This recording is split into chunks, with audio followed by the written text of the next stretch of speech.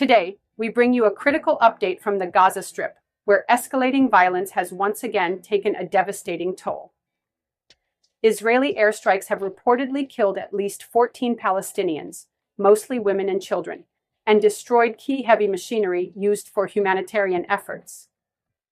This strike adds fuel to an already catastrophic situation in Gaza. According to reports from Deir al-Balah, Israeli strikes targeted bulldozers and other heavy equipment supplied by international mediators. These machines were meant to clear rubble and rescue survivors after previous bombings. In its 18-month-long offensive against Hamas, Israel has flattened large parts of Gaza, leaving much of it beyond repair.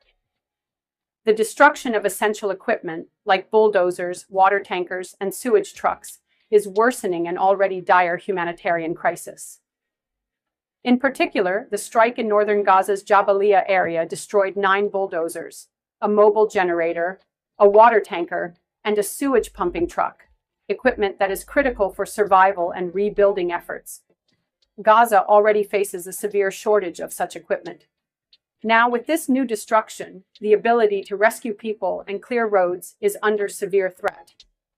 The Israeli military has stated that it only targets militants. However, the destruction of civilian-use equipment and the death of non-combatants, especially women and children, raises serious questions about the scope and conduct of these operations.